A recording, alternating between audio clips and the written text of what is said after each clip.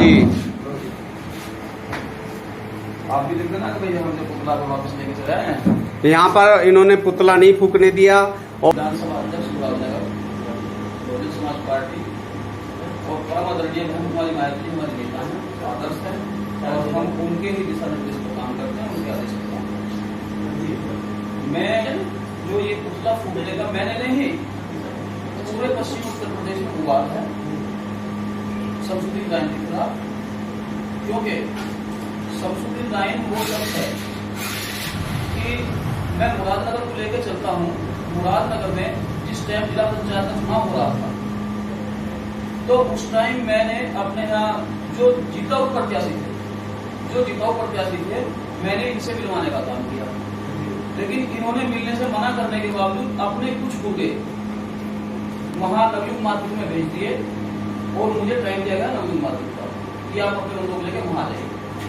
जब मैंने उनसे मिलवाया तो वहां पैसे की बात आई, तो हमने कहा था कि जो पार्टी फंड या कुछ है तो उसमें कोई दिक्कत नहीं है, फालतू वहाँ को फंड की कोई आवश्यकता नहीं है, न वह जगह कोई आदेश है न निर्देश, हमारे पास भी पैसा चाहिए। लेकिन उन लोगों ने मुझे कहा कि अध्यक्ष जी आप पैसे की बात करते हैं, 20-20 लाख रुपए के लोग जो है हमारे यहाँ लाइन लगाए खड़े हैं टिकट लेने के लिए। हमने कहा कि विधानसभा हम चला रहे हैं या आप चला रहे हैं, विधानसभा आप चला रहे हैं या हम चला रहे हैं। विधानसभा का हमें पता है कौन पैसा देगा कौन नहीं देगा, और पैसे देने वाले भी लाइन आपके पास है, लेकिन जिताऊ कैंडिडेट लाइन आपके पास नहीं है। आप यदि नहीं जिताना चाह रहे या इस थर्ड पार्टी पढ़ने में लेना चाह रहे हैं तो हम आपसे नाराज हैं। कहीं ना कहीं हमारी कल्चर वहीं से चली आ रही है। अच्छा अध्यक्ष महोदय जी, जब आपको इस बारे में पता चला कि मतलब टिकट की खरीद फोक हो रही है और इस तरीके से दुरुपयोग हो रहा है, तो आपने उस समय आवाज क्यों नहीं उठाई? नहीं, वहाँ पैसे की मेरे सामने बात खत्म हो गई, वहाँ पैसे की मेरे सामने बात खत्म हो गई। तो ठीक है तो हम आप पर विचार करेंगे आपकी बात पे, लेकिन उन्होंने मेरे बिना बताए प्रत्याशी उतार किए। और फिर अभी जो लोग अपना विधानसभा का चुनाव हुआ 2022 का, मुझे पता नहीं कैंडिडेट कहाँ से आया, जिला अध्यक्ष को पता नहीं कैंडिडेट कहाँ से आया, मुख्य कोऑर्डिनेटर जो मेरे मंडल में लगे हुए थे उनको पता नहीं कैंडिडेट कहाँ से आया, जो सेक्टर प्रभारी लगे हुए थे उनको पता नहीं कैंडिडेट कहाँ से आया। मेरे को एक दिन शाम को 8 बजे करीब फोन आता है, भाई जब माननीय रहन जी के आदेश अनुसार उनको पश्चिम उत्तर प्रदेश का सर्वे सभा बनाया गया, आपकी कहीं कोई भूमिका नहीं, सिर्फ नाम के लिए विधानसभा अध्यक्ष हैं। और जब माननीय रहन जी के आदेश अनुसार उनको पश्चिम उत्तर प्रदेश का प्रभारी हाईकमान बनाया गया, हमारे ऊपर बैठा दिया गया, थोप दिया गया, तो उनका रात को 8 बजे मेरे पास फोन आता है, अध्यक्ष जी कहाँ हो? मैंने कहा मैं रेलवे रोड। कि क्या कर रहे हो? मैं मीटिंग ले रहा हूँ। कि मीटिंग को छोड़िए, मतलब कम से कम 150 आदमी मीटिंग चल रही थी, उन्होंने कहा मीटिंग को भी छोड़िए। अब क्यों सर क्या होगा? उन्होंने अभी आपको लखनऊ बुलाया गया। और ठीक है सर, उनको 20 मिनट में मुझे आने आनी है। मगर सर 20 मिनट में तो यहाँ से मैं घर भी नहीं पहुंचेगा, यदि लखनऊ में जाऊंगा और रात में मुझे पहुंचना, सुबह मुझे फ्रेश भी होना, कपड़े भी चाहिए। मगर ठीक है आप आधा घंटे में यहाँ पहुंचिए। मैं आधा घंटे में वहाँ पहुंचा। पहुंचने के बाद मुझे नहीं पता क्या था कौन था, नहीं कुछ पता, मुझे एक गाड़ी में बैठा दिया गया, उसमें 3-4 लोग और थे, मुझे नहीं पता वो कौन थे। जाके मुझे लखनऊ जो है पेश कर दिया गया और बोल दिया गया कि आपको ऐसे बोलना है कि यहाँ कुछ नहीं। जब मैं लखनऊ पहुंच गया मुझे फोन से बताया जाता है कि ये आपके प्रत्याशी है और आपको इसके बारे में जो है बता देना है बहन जी को। आपको मेरे को कोई इन्फॉर्मेशन नहीं, जिला अध्यक्ष को कोई इन्फॉर्मेशन नहीं, किसी को कोई इन्फॉर्मेशन नहीं। उसके बाद हाल ये हुआ कि हमारा कैंडिडेट दबी था, जो अब आज हमें पता लगा, और उसमें कहीं ना कहीं बैंक साहब का दोष है। इन्होंने या तो उससे पैसा लिया है या जो भी सांठगांठ इन्होंने करी है। और ये झूठा नहीं चल रहा, ये झूठा नहीं चल रहा कि जो 300 करोड़ का, ये वास्तविकता है। इन शख्स ने जो है ये काम किया है, और तभी हमारे जितने भी प्रत्याशी यहाँ से पश्चिम उत्तर प्रदेश से होते हैं उन्हें इन्होंने हराने का काम किया है, इन्होंने बसपा को गड्ढे में ले जाने का काम किया है। और ऐसे जो पार्टी साथ दगा करते हो, हम उनके खिलाफ हैं और हम अपनी आवाज को आपके चैनल के माध्यम से भी लखनऊ, दिल्ली, हर जगह पहुंचाने का काम करें आप हमारी आवाज को, कि हम इनका विरोध करते रहेंगे। इतने ये यहाँ से पश्चिम उत्तर प्रदेश से नहीं हटेंगे, पश्चिम उत्तर प्रदेश नहीं, इतना इधर पार्टी से नहीं निकाला जाएगा। यानी कि आप पुतला दहन करके विरोध जताना चाह रहे लोग, बिल्कुल विरोध जता है। उन्होंने तैयारी पूरी की हुई है। वो तो वो प्रशासन का कि प्रशासन इतना सजग है कि उन्होंने पहले ऐसी कोई अनहोनी कोई दुर्घटना ना घटे। और मैं आपको थोड़ी देर में दिखाऊंगा, कैमरा मैन से कहूँगा कि वो दिखाए प्रशासन की यहाँ मौजूद है सब इंस्पेक्टर साहब मौजूद हैं, 3-4 पुलिस वाले मौजूद हैं। तो उन्होंने कहीं ना कहीं उस माहौल को बनाने की बात कही है जो वास्तविकता होना चाहिए। लेकिन इनका भी मानना सही है कि जब तक विरोध नहीं होगा तब तक उसका कोई सोल्यूशन शायद निकलने वाला नहीं है। शायद मैं समझ रहा हूँ कि आप इस तरीके से कह रहे हैं कि इस बात का कोई ना कोई सोल्यूशन निकलना चाहिए कि ऐसे लोग जो दगाबाज लोग हैं, जो पार्टी को नुकसान पहुंचा रहे हैं, देश को नुकसान पहुंचा रहे हैं, कि वो उनको पार्टी से हटा देना चाहिए। अब हमारे बीच में महासचिव मौजूद हैं राजू रंगीला जी। राजू रंगीला जी, आपके क्या ख्याल है, क्या विचार है? नमस्कार महोदय, सबसे पहले आपका धन्यवाद देना चाहेंगे।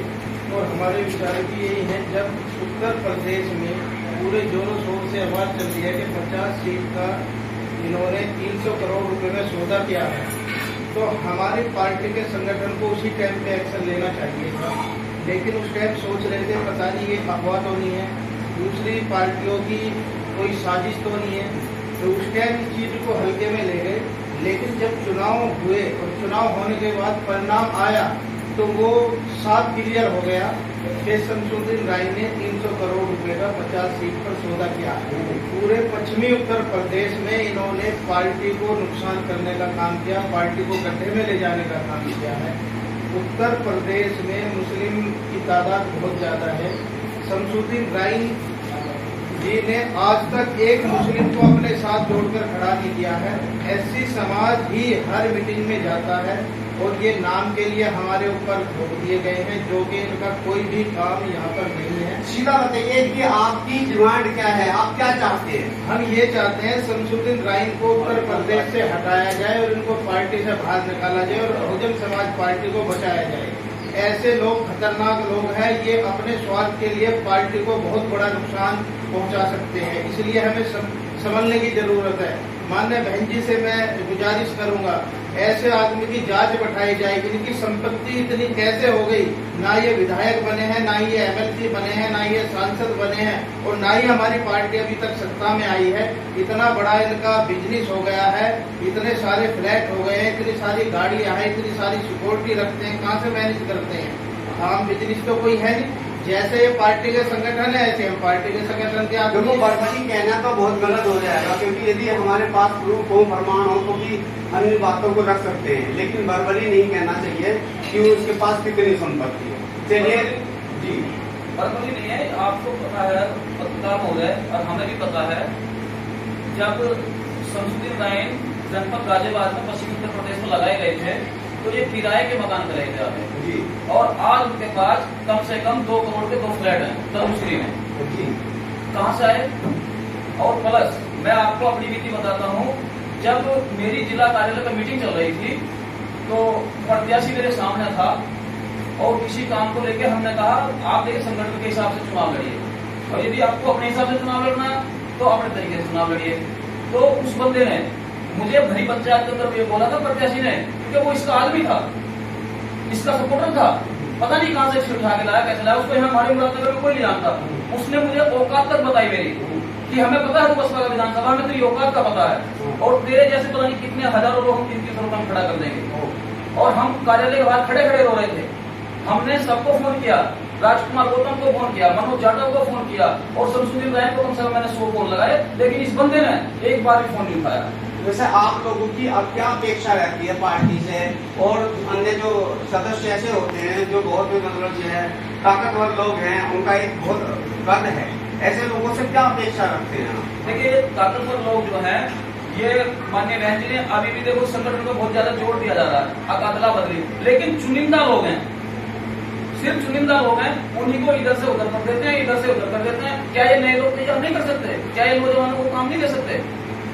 हालांकि मुझे माननीय बहन जी को ऐसा नहीं कहना चाहिए कि वो हमारी आदर्श हैं, लेकिन कहीं ना कहीं उनके सामने जो रिपोर्ट जाती है वो गलत जाती है। ये लोग वहां तक आम जनता की रिपोर्ट को नहीं पहुंचने देते।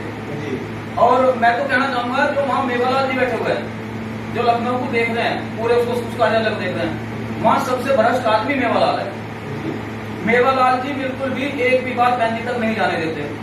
और यदि कोई आदमी माननीय बहन जी से मिलना चाहता है, कुछ करना चाहता है, तो मेवालाल जी पहले ही जनपद गाजियाबाद का आदमी होगा तो पहले जनपद गाजियाबाद के आदमी को फोन कर लेगा, जिला अध्यक्ष को फोन कर लेगा या मंडल कोऑर्डिनेटर को फोन कर लेगा कि आपके यहाँ के 10 आदमी आए, वो बहन से मिलना चाह रहे हैं। तो वे कहते हैं कि मेवाला जी उनको नहीं मिलने देना है, बिल्कुल भी, कैसे भी हो, कुछ भी हो। तो ऐसा शेड्यूल बना हुआ है, ऐसा सिस्टम बना हुआ है कि जो माननीय बहन जी तक हमारी आवाज नहीं पहुंच पा रही है। और ये आपके चैनल के माध्यम से मैं कहना चाहूंगा कि ये आवाज हमारी पहुंचनी चाहिए। और मेरा पुतला दहन करने का पूरा प्रयास था और मैं सैकड़ों साथियों के साथ पुतला फूकता, लेकिन पुलिस प्रशासन ने मुझे यहाँ नजरबंद कर लिया है। चलो, जो भी जैसे भी इनको सूचना मिली, मैं इनका सहयोग कर रहा हूँ, इसमें कोई दिक्कत नहीं है। और पुलिस प्रशासन अपना काम करेगा। हाँ, अपना काम करेगा, कानूनी कार्रवाई उसको करना पड़ेगा।